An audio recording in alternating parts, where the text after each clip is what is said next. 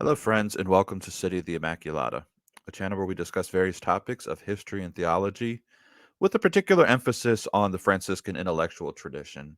Today, we're going to continue our discussion on divine illumination according to Saint Bonaventure, and I'm excited to get to this one. I'd been planning on this one for a while. The previous video in this series is on Bonaventure's account for sense knowledge, sense perception. Not a very long video. I would recommend before continuing with this one, if you haven't seen that one, to go back and watch that one and then come back to this video, as it'll give you a little bit better footing as we work our way through Bonaventure's thought here. Now, some points to consider with this. I am not in this video going to make an account for the divine ideas. You're gonna have to wait for the next video for that, and I mentioned that here for the simple fact that I was kind of I had to make an executive decision here of which way I wanted to go with this, and I could very well have given an account for the divine ideas before we discussed divine illumination, and maybe that would be a better approach to this, but I'm not totally convinced of that. As Bonaventure himself is kind of retracing all of this stuff, it's sort of a we began with sense knowledge. Now we're working our way back to the divine illumination, and from that we will eventually find our way to the divine idea. So that's sort of my thought with this. I'll discuss that again here in a second. But the other thing is that divine illumination itself has often been misconstrued, and I found this, and I've seen others mention this. It's really due to some developments that happen after Bonaventure's time, and those developments seem to have not only taken over the conversation, but they also seem to have influenced people's perceptions of what they believe that Bonaventure himself was saying with divine illumination. And so my goal here is to strictly focus on Bonaventure's account for it, take Bonaventure where he is in his own place and time without necessarily getting into some of the later disputations, even though some of those disputations are important. And I'll maybe mention them in passing here in just a little bit. But the idea here is to really, at the end of this, give you guys just a beginning. This is sort of a primer on Bonaventure's thoughts and theories on divine illumination. And we're drawing primarily from his disputed questions on the knowledge of Christ, which I plan to in the future. I don't know whether I'm going to do it on this platform or a different platform, but my goal in the future is to maybe begin working through some of these questions that we find in some of Bonaventure's works. As a scholastic theologian, I think he is par excellence in his work, and it's worthwhile to actually spend a little bit more time in his disputations. Okay, so if you guys remember, for those of you that have seen the previous videos in this, originally when we went through Bonaventure's reduction uh, of the arts, he mentions the four arts: mechanical, the sense, philosophical knowledge, sacred scripture. And I said in that initial video that Bonaventure begins with the presupposition that the person looking and just in discussing and thinking about these four arts is a person that himself is able to look, think, and discuss. So he was presupposing that he wasn't actually giving an account for that. And so the idea with this series of videos is to actually go back and account for the guy with the little explosion above his head. That's my crude attempt at showing someone that's divinely illumined. And so with the first video, we went through the lower arts, the sense knowledge, sense perception, how a person comes to a concept and to an idea through the process of abstraction. And now we're going to trace that backwards. So if you remember, in this series, you have certainty, you have knowledge, you have judgments. All of these things are made by the use of sense perception. So again, go back, watch that first video. We give the account of that. Today, we're stepping back from that, and we're going to be making an account for divine illumination. And as always with these, take my illustrations with a very large grain of salt, because it's not necessarily like you have this first thing and then the second thing and then this and this first. In a sense, these are kind of happening simultaneously, but as a simplified way for my own mind to sort of help make sense, I like to bring these illustrations down to the lowest level that I can without making them confusing. But as you're going to see here in just a little bit, even though there is a chronological sense to the aspects of divine illumination is also an ongoing process. So don't think about it like, oh, first you have this, and then this, and then this. This is an account. This is almost a hierarchical account as opposed to necessarily a chronological account. Though in practical terms, there is a chronology aspect to it. We'll see if we can make sense of that as we go along. But this is where we are in the process. Last time we went through sense perception. Now we're going to look at divine illumination. And so my thought with this was to I don't know how well this illustration is going to work. When I present this in PowerPoint, I'm able to do it in steps. But because I'm running it through StreamYard, it doesn't actually allow me to do that. But the idea here is that you begin with the person. I've got my friend Jose on the far left of the screen there. And Jose begins with an object. Just used a ball. And let's say he kicks that ball and it moves from one place to another, right? Well, how do we account for knowledge? Just for example, that when you kick a ball, it's going to move. Well, according to the classic tradition, via Thomas, via Aristotle, even to a degree via Bonaventure, the way that we would account for that is to say that using our senses, our sight, our um, smell, taste, touch, all of these things, we could say through this process of abstraction that when you kick a ball, the ball is going to move.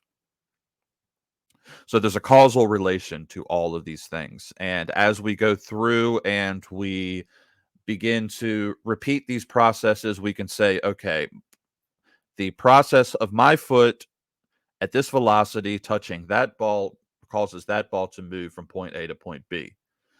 Well, then later on, you have Mr. Hume and Mr. Kant come along, and they want to say, well, there's no reason why we have to logically say that the reality of my foot touching that ball is the cause of that ball moving. We make these assumptions because of the fact that they happen over and over again. But I could just as well kick that ball, same mass, same force, same velocity, and that ball could just disappear from existence, or it could float up into outer space. There's no logical reason why the causal effects of these things have to come from the cause of me kicking the ball. So Hume, coming out of this model of struggling with an epistemological certainty, by the time you get to Kant, this becomes almost nearly to the point of obsession, where it's a sort of undermining and pulling the rug out from the entire classical tradition of how we account for things. And so, what we have with Bonaventure, though, is in a way, Bonaventure preemptively anticipates and cuts off this problem with his theory of divine illumination. Now, I do want to be clear that I don't think that this is an exhaustive account for human knowledge, nor is it any kind of real answer. If you're dealing with an entrenched skeptic who is just convinced that Hume is right on these things, this is not necessarily a way to challenge and overthrow their arguments. But what it does do is, on a pragmatic level, it allows for the Catholic to move forward in this life with a high degree of certainty that would otherwise hinder our evangelical mission. And also just to go along doing the work of the church in terms of the church's symbolic theology, its proper theology, as all of these things are supposed to be practical for us. And we don't want to get stuck in the mire of epistemological uncertainty that sort of makes us unable to progress forward.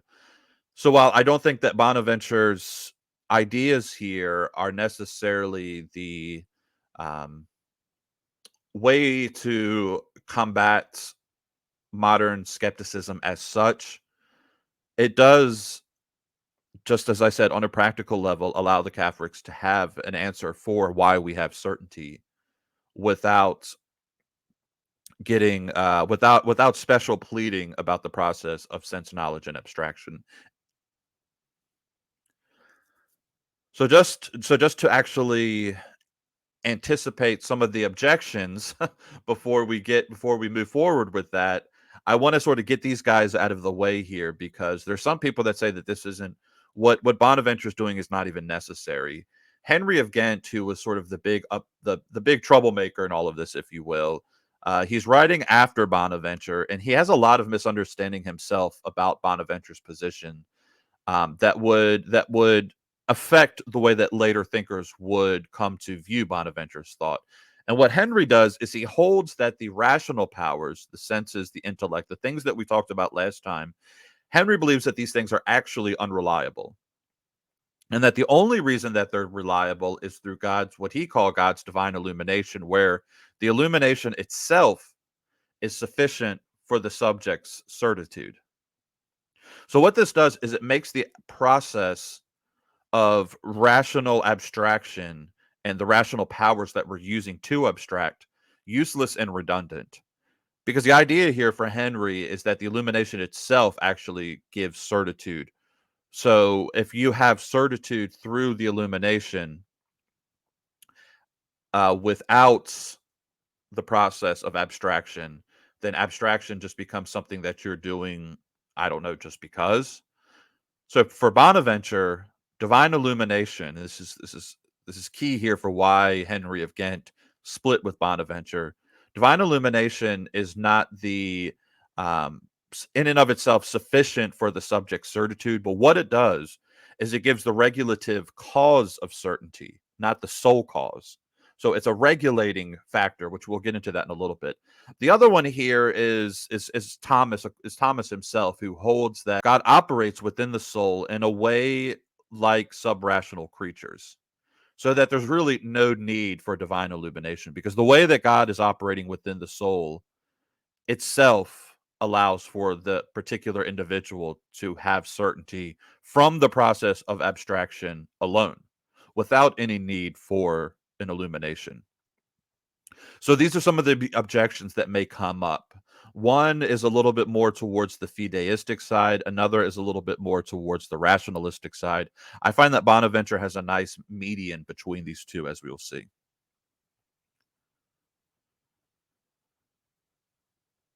So, when distinguishing between the higher and lower parts of reason, it helps Bonaventure make an account for divine illumination. So, what he's doing here is he says you have on the lower part, you have the powers of the soul working in conjunction with the inner and outer senses. So within the process of abstraction, you have the outer senses, which come into contact with with the sensible objects, and then the inner senses, which go through the whole process of extracting the phantasm and going through all of that. Go see the on sense knowledge, which where we covered that, which help us to arrive at an abstracted species. This whole process, according to Bonaventure, is oriented towards knowledge of the vestiges. And we covered vestiges a little bit on my talk on faith and reason, according to Bonaventure.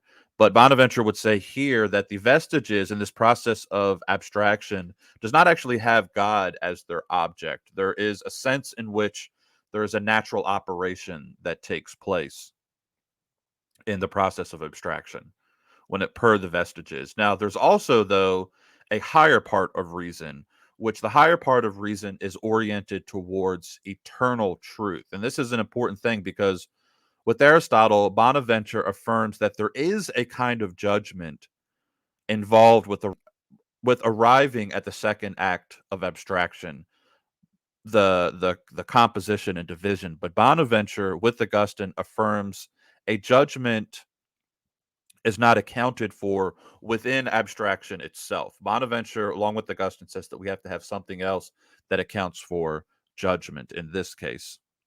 And it's important to understand what Bonaventure means by using these terms here, right? So before we speak about judgment, I want to talk about contuition. Bonaventure speaks of contuition as the process by which the mind's certainty is regulated to the eternal ideas, to the divine ideas.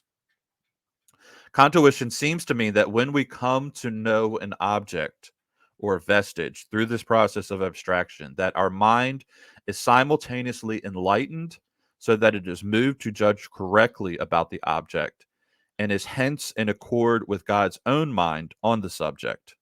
Okay? So, contuition, we come to know an object or vestige through the process of abstraction.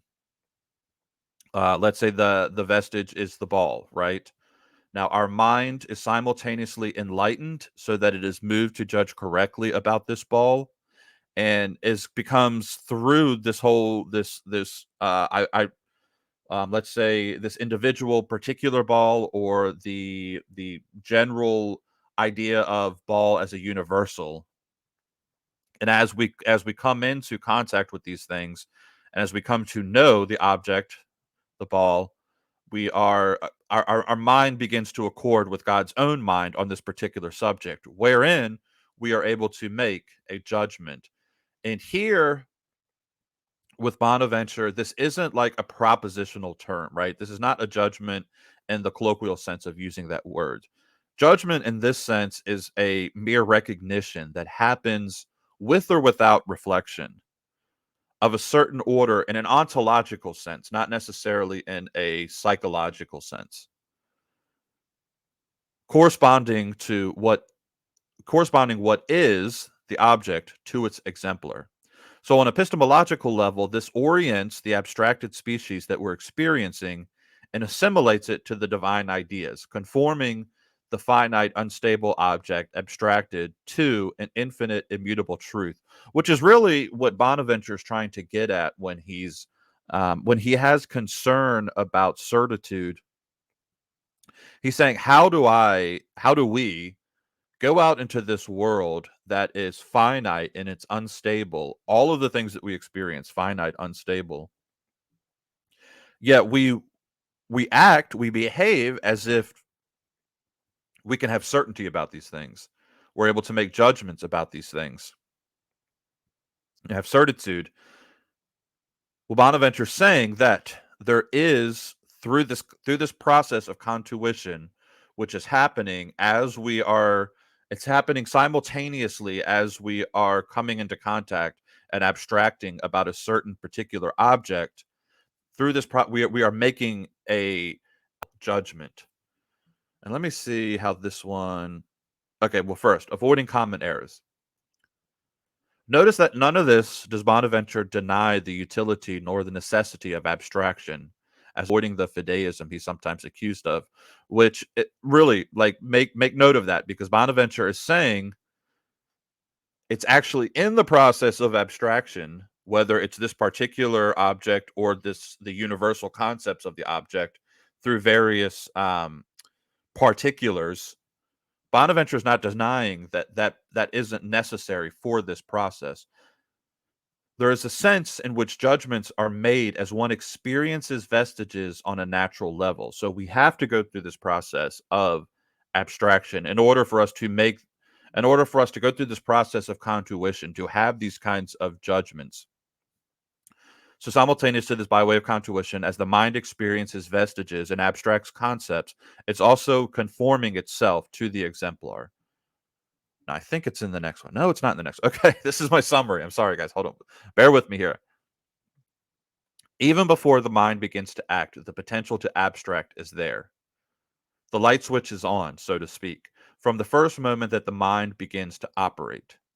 There is a direct and non conceptual recognition of the light of knowledge and truth itself that makes possible for the ability to even begin formulating concepts, right? The light switch is on from the moment that the mind enters into the world and begins this process of abstraction. And that's what Bonaventure is talking about with this contuition, the simultaneous thing that's taking place, and this process of making judgment that's happening on a non it's not a I want to be clear here. This is not judgment in the sense that I am consciously thinking about the fact that I am making a judgment. The mind is operating, it's formulating concepts. And as it's doing that, it's also contuiting and conforming the abstracted species to the exemplar within the divine ideas. So, this is the example I give. Think of a baby. The baby is, before it's even aware of the chair in the room or the mother in the room or the objects in the room, the baby is first aware that it is aware. And even as all this sense data, the chair, the mother, the other objects, even as it's entering the baby's mind, now this happens throughout life. And we as adults, it's happening like we are aware that we are aware. Now I can stop and I can reflect that, like, let's say, even now as I am speaking, I am aware that I'm speaking. I may not be conceptually, right? That's the difference here. I may not be conceptually making a judgment, thinking of the fact that I'm speaking, but there's always an awareness present and there's always a judgment being made, whether or not you reflect on it. And Bonaventure uses this thing that human beings are obviously doing. I mean, this is the reason why Bonaventure says we're able to go out into the world and have the kind of certainty that we have, which honestly, in a logical way, doesn't necessarily make sense. Because logically, even as Hume says, even granting this to Hume, it's not necessarily the case that when we go out, we should have certainty about the fact that when I kick the ball's going to roll. But we begin to have certainty. Why do we have certainty about it? What is it that allows us to have that certainty? And Bonaventure tells us that it's this process of this contuition and coming to a judgment that accounts for the certainty that we seem to have as we go about our lives. And I think that's just an amazing thing. Again, a hard nosed skeptic. Is this going to work? I'm not really interested necessarily. I would take a totally different approach if I was dealing with somebody that was like a hardline skeptic. But for those of us that are believing Catholics and you do want to actually have some kind of account for why we are able to have certainty without those necessarily just, I don't think that it's I think you could be a good Thomist and just say, oh well, I don't really have to account for it, we just abstract and that's all there is to it. God is working within the soul. Why do I need this? Just another thing. But I do think for those of us that want to not necessarily be guilty of a certain type of special pleading, divine illumination allows for an ability for us to account for certainty that human beings have in their lives. That's not necessarily something that we can, in and of itself, account for just the way that we behave. So this is what I was looking for, my visualization. And the way, again, I had this originally set up was to show you guys in stages, but StreamYard doesn't allow me to do that. So you just get the whole thing here at one time. But really, all I was trying to do with that is you begin on the left. You have our friend Jose. His mind, from the moment that he comes on the scene, the light switch is on. His mind is illumined. But there's a sense in which that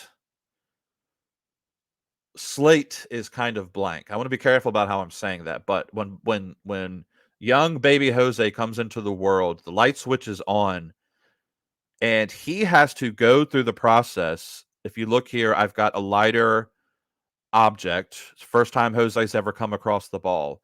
And he's going through the whole process of sense perception. And then the next time he comes across it, it's a little bit clearer. He's using his memory. He remembers the ball from before. And this is a new ball, and he's making a new judgment about this ball, and so on and so forth down the line until he comes to a clear concept. Well, what we're doing, if you look at the far right, I've got this arrow retracing. Why are we able to have certainty of judgment within these things without, in that Humean sense saying, oh, well, you're just making these logical jumps? Bonaventure is saying, well, because from the very moment that we come onto the scene, the light switch is on and we are contuiting.